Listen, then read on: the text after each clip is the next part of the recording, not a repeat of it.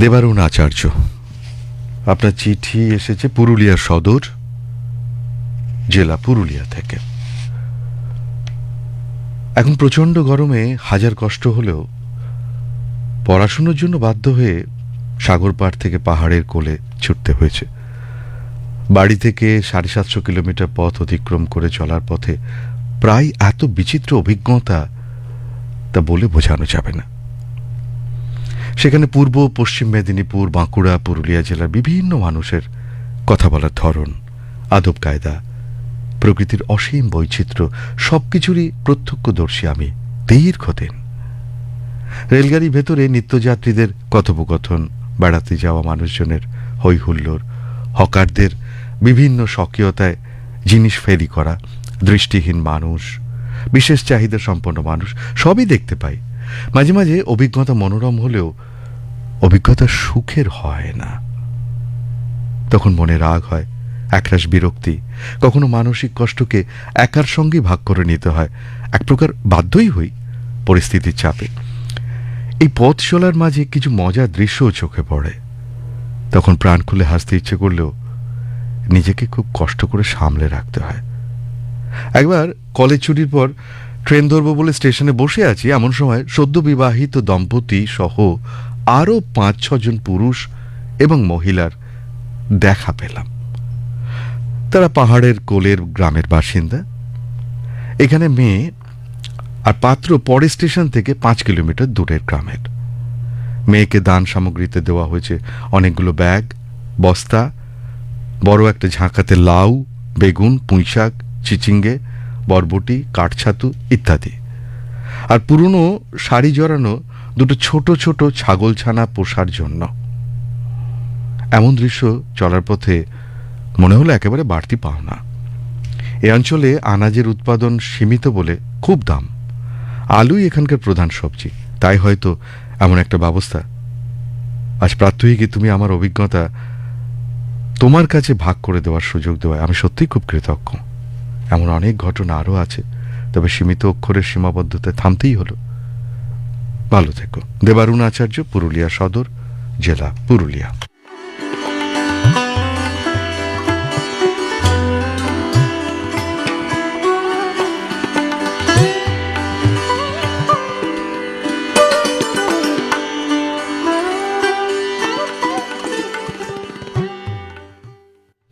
পরের চিঠি, অনুষ্টুপ চিন্না,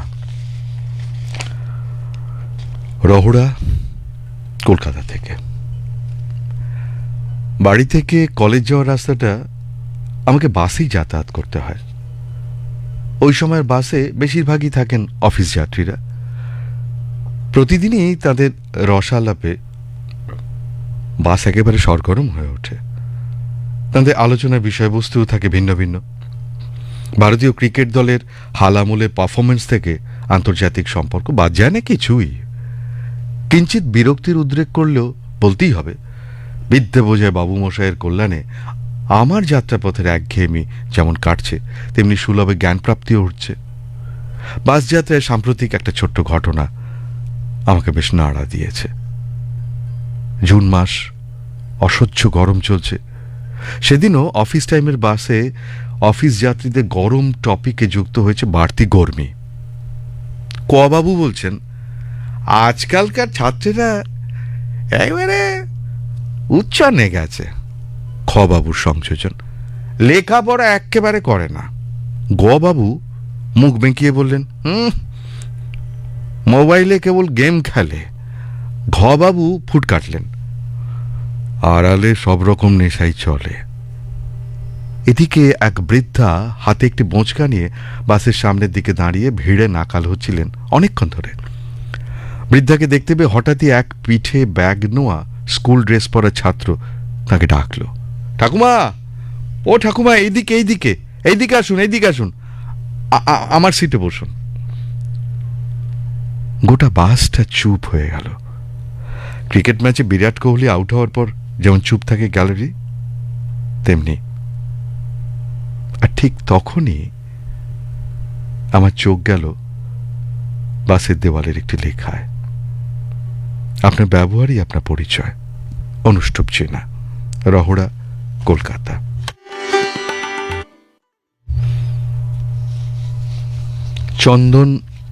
চন্দনা রায় তা, সূর্য সেন রোড, নবগ্রাম, হুগলি। ছাপাটা একটু আপছা। যাই হোক, ভ্রমণ পথে সেদিনের সেই রোমহর্ষক অভিজ্ঞতা আজও আতঙ্কিত করে আমাকে। আমার স্বামী তখন গৌহাটিতে কর্মরত। হঠাৎ কিছু অফিসের কাজে দিল্লি যেতে হলো। আমিও সঙ্গে গেলাম। ঠিক হলো ফেরার পথে আমরা কলকাতা হয়ে গৌহাটি ফিরব। অনেক চেষ্টায় পূর্বা এক্সপ্রেসে টিকিট পাওয়া গেছে, স্লিপার ক্লাস। পাশাপাশি আছি আমরা দুজন ও আমাদের 5 বছরের মেয়ে। কোচ ভর্তি যাত্রী, প্রায় সবই কলকাতাগামী। একটি নির্দিষ্ট সময় শুয়ে পড়েছি। ক্লান্ত শরীরে দ্রুত ঘুমও এসে গেছে। বোধহয় মধ্যরাত্রি হবে। ট্রেন কোথায় তা জানি না, বা কটা বাজে সেটাও জানি না। হঠাৎই কিছু উত্তপ্ত বাক্য বিনিময়ের শব্দ কানে আসতেই ঘুম ভেঙে গেল। চোখ মেলে চাইতেই চমকে উঠে বসে পড়েছি। দেখছি 5-6 জন মানুষ আমার স্বামীকে জেরা করছে। তিনি নিচের বার্থে বসে আছেন, আর 3 জন মানুষ কখনো চাপা স্বরে, কখনো গলা তুলে একের পর এক প্রশ্ন করে যাচ্ছে, আর উনি বেশ রাগত স্বরে জবাব দিয়ে যাচ্ছেন। ইতিমধ্যে আশেপাশের অনেকেরই ঘুম ভেঙে গেছে। আলো জ্বলে উঠেছে। দেখি 3 জন নিরাপত্তা রক্ষী, প্রত্যেকের কাঁধে স্টেন গান। বাকি 3 জন অফিসার হবে বোধহয়। কথাবার্তা হিন্দি এবং ইংরেজিতে হচ্ছে। ততক্ষণে একজন ওর ব্যাগ খুলে ঘাটাঘাটি শুরু করে দিয়েছে। অফিসে 2টো ফাইল ছিল। একজন সেই দুটো নিয়ে তীক্ষ্ণ চোখে পাতা উল্টে যাচ্ছেন, অন্যজন একের পর এক প্রশ্ন করে যাচ্ছেন। আশেপাশে মানুষজন উঁকি ঝুঁকি দিচ্ছেন। হয়তো 1 ঘন্টা কি 1.5 ঘন্টা কেটে গেছে। হঠাৎই ফাইল দেখতে থাকা মানুষটি ওর হাত ব্যাগটি ঘেঁটে ট্রেনের টিকিটটি হাতে নিয়ে গভীরভাবে দেখে প্রশ্ন করলেন, और 2 आदमी कहाँ है? উনি হাত দিয়ে দেখিয়ে বললেন, my wife and my daughter. মুহূর্তে যেন পরিস্থিতিটা বদলে গেল। 3 জনে কয়েকবার চোখ চাওয়াচাই করল। তার মধ্যে একজন আস্তে করে বললেন, sir wrong information. Sorry mister তা বলি দ্রুত ওরা চলে গেল। তারপর যে জানা গেল ওরা আইবি ডিপার্টমেন্টের লোক। আমার স্বামীকে কোনো নিষিদ্ধ উগ্রবাদী সংগঠনের লোক ভেবে দিল্লি থেকে ফলো করছে। রাত্রে গ্রেপ্তার করার পরিকল্পনা ছিল। ততক্ষণে মানুষের ভিড়, উড়ে আসছে ঝাঁক ঝাঁক প্রশ্ন। ঘটনার উদ্বেগ থেকে আপাতত স্বস্তি পেল। বাকি রাতটুকু কি উৎকণ্ঠা নিয়ে কাটাই তা আজকে ভাষায় প্রকাশ করা যাবে না। চন্দনা রায় তা, সূর্য সেন রোড, নবগ্রাম, হুগলি থেকে পাঠিয়েছিলেন।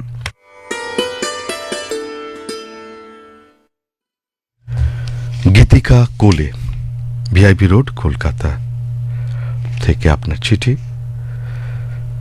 সেটা অলসতা না বিলাসিতা বলতে পারবো না, তবে এটা শুনেছি। আমি নাকি খুব ছোটবেলায় হাঁটতে চাইতাম না। মা বাবার কাছে আবদার করে বলেছিল একটা রঙিন বাঁশি বাজানো জুতো কিনে আনতে। এই নিয়ে মায়ের অনেক অভিযোগও শুনেছি। মায়ের ভাষায় জুতোটা এতটাই রংচঙে ছিল যে অন্ধকার রাস্তায় 1 মাইল দূর থেকে কিছু দেখা না গেলেও বোঝা যেত একজোড়া জুতো চলে চলে আসছে। আর এই বাঁশির বদলে প্লাস্টিকের খটখট আওয়াজে সকলেই আমার চলার পথের দিশা ঠিক বুঝতে পারত। তখন থেকেই আমার পথ চলা শুরু। সেই চলার পথে কতবার হোঁচট খেয়ে হাঁটতে শিখেছি, আবার হাঁটা শিখেও হোঁচট খেয়েছি বহুবার। এবড়ো খেবড়ো রাস্তায় টাল সামলাতে না পেরে পড়ে গিয়ে বাবার কথা মনে করেছি। মুখ থুবড়ে পড়ে গেলে আশেপাশের লোকজন দেখবে, হাসবে, কিন্তু কষ্ট করে উঠে দাঁড়ালে পুরো বিশ্ব দেখবে।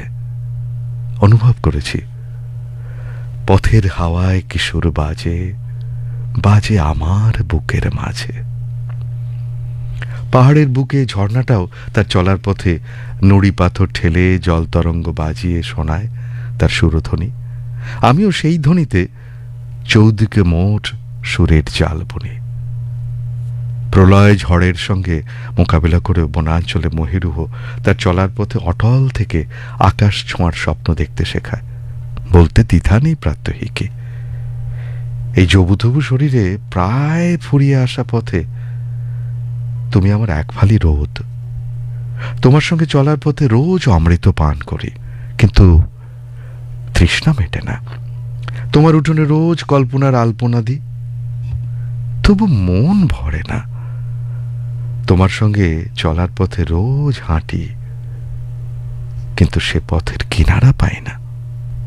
উঠে দাঁড়িয়ে এগিয়ে যাবার শক্তি পাই, উপলব্ধি করি এই পথেই জীবন, এই পথেই মরণ আমাদের। এই পথেই আমরা কাঁদি হাসি, পথেই আমরা ভালোবাসি। গীতিকা কোলে, ভিআইপি রোড, কলকাতা। চন্দনা চক্রবর্তী, আপনার চিঠি এসেছে নোনা চন্দন পুকুর, ব্যারাকপুর থেকে। নমিতার জীবনের আকাঙ্ক্ষাগুলো লকলকিয়ে বেড়ে চলে, তবে জোড়াতালির সংসার সেগুলোকে অত বেশি প্রশ্রয় দেয় না। তা নাই দিক, নিজে থেকে একটু সচেষ্ট হলে কিছুটা তো সামাল দেওয়াই যায়। অন্তত পায়ের একজোড়া রূপোর মল তো গড়ানো যেতেই পারে। আমার রোজের পথ চলায় ওকে সব কাজ সামলে ধূপের কাঠি বিক্রি করতে দেখি। আমাকেও মাঝে মধ্যে নিতেও হয় ওর কাছ থেকে। বাসে যেতে যেতে কখনো দেখা হয় ওই কম বেতনে কাজ করা দিদির সঙ্গে। কপালে থ্যাবড়া লাল টিপ আর লাল হলুদে সুতি ছাপা শাড়িতে আঁটো করে বাঁধা চুল, কাঁধের ব্যাগে হাজারো টুকিটাকি। চাকরির উন্নতি নেই, বেতন বাড়ে না, দিদির বেজায় ক্ষেত। অভিযোগগুলো শুনতে শুনতে একেবারে মুখসহ হয়ে গেছে। অভিযোগগুলো শুনতে শুনতে একেবারে মুখস্থ হয়ে গেছে, তবু আর একবার শুনতে হলো। নামার সময় চলে এলো। অত্যন্ত সস্তা রাবারের চটি পায়ে ওই দিদি নেমে গেল। রোজে চলা পথে বাসের অপেক্ষায় যেখানে দাঁড়াতে হয়, সেই নতুন বটগাছটার ঠিক নিচে খৈনি বিক্রি করে যে দেহাতি চাচা, ওর আপ্যায়নটা বড় লোভনীয়। কাঁধে গামছাটা পেতে জায়গাটা মুছে নিয়ে আমাকে রোজ বসতে দেয়। কেন কে জানে, আমি তো তার খদ্দের নই। ওর নাতনির গল্প আমাকে শোনায়, শুনিয়ে কি যে আনন্দ পায়। এই নমিতাকে দেখে আমার বেঁচে থাকার ইচ্ছে আরো বেশি করে জাগে। চাচার ঘরে ছোট ছোট গল্পগুলো মনের ভেতরে নাড়াচাড়া করতে করতে একসময় ওর ঘর গেরস্থালি দেখতে স্বাদ হয়। রোজকার চলাচলে এইসব অনুকণারা বাতাসের গুমোট ভাবটা কাটিয়ে মনে একটা ফুরফুরে বাতাস বইয়ে দেয়। চন্দনা চক্রবর্তী, নোনা চন্দন পুকুর, ব্যারাকপুর থেকে পাঠিয়েছিলেন।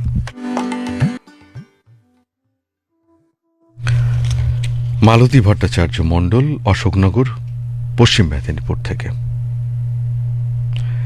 বাহির হলেও কবে সে নাই মনে, যাত্রা আমার চলার পাকে, এই পথেরই বাঁকে বাঁকে নূতন হলো প্রতি ক্ষণে ক্ষণে। জীবনে চলার পথে কত না ঘটনার মুখোমুখি হই আমরা। কখনো বা সুখের, আবার কখনো দুঃখের হয় সেই সব অভিজ্ঞতা। দৈনন্দিন জীবনে আত্মীয় স্বজন বা বন্ধু বান্ধবদের সংস্পর্শে আসি যখন, তাদের মধ্যে কারো কারো সাহচর্যে নিজেকে সমৃদ্ধ করি। জীবনযাত্রায় যেসব আনন্দের অনুষ্ঠানে সামিল হই, কখনো বা একে অপরের সঙ্গে ভাগ করে নিই সুখ দুঃখের বিষয়, ভালো লাগা, ভালোবাসা। মিলেমিশে একাকার হয়ে যাবার আনন্দ গানে ভরে ওঠে হৃদয়। আবার প্রকৃতির অমোঘ টানে বেরিয়ে পড়ি কখনো বা। উদার অপরূপা প্রকৃতির আকর্ষণে সঁপেতি নিজেকে, বিভোর হয়ে উপভোগ করি মৌন ঋষির মতো ধ্যানমগ্ন পর্বত শৃঙ্গরাজির মূর্তি। কখনো বা অরণ্যের ভয়ঙ্কর সৌন্দর্য, আবার কখনো সাগরের তীরে বালুকা বেলায় চলার পথে এক নিবিড় অনাবিল আনন্দে মন ভরে নি। সুনীল সাগরে বিস্তৃত জলরাশি এক নিমেষে ছুটে এসে আছড়ে পড়ে তটরেখায়। মাথার উপরের দিগন্ত বিস্তৃত নীল আকাশ তার একতারাতে সেই মুহূর্তে বেঁধে নেয় সাগরের সে অপরূপ পথ চলার গানটি।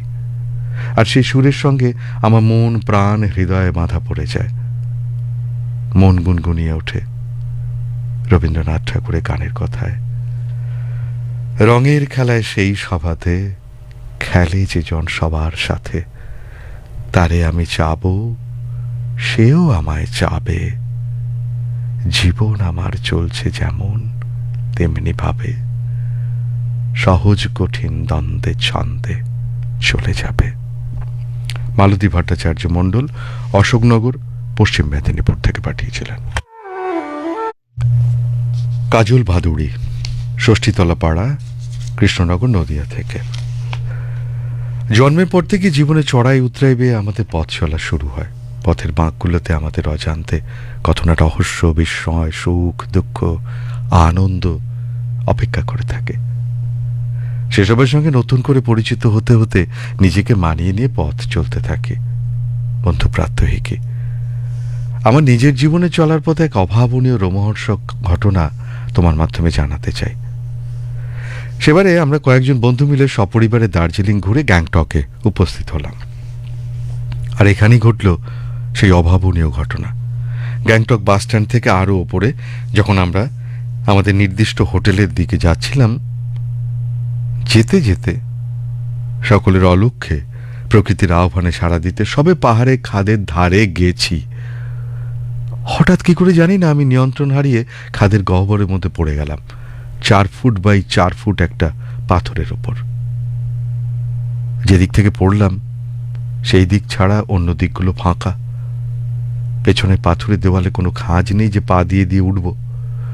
অনেক নিচে পড়লে হাড়গোড় একটাও আস্ত থাকবে না। চিৎকার করে বা অন্যভাবে কাউকে জানাতেও পারছি না আমার দুর্ঘটনার কথা। বেঁচে থাকার আশা যখন প্রায় ছেড়েই দিয়েছি, তখনই দেখলাম রোগা মতন একজন মানুষ বিপদ সংকুল পথে পাথরের উপর লাফাতে লাফাতে আমার পাশে এসে পৌঁছল। হিন্দিতে বললেন, পড়ে গেছেন নাকি? আমি হ্যাঁ বলতেই উনি বললেন, আমি আপনাকে তুলছি, আপনি আমাকে একটু সহযোগিতা করুন, ঠেলবেন না, তাহলে দুজনেই কিন্তু পড়ে যাব।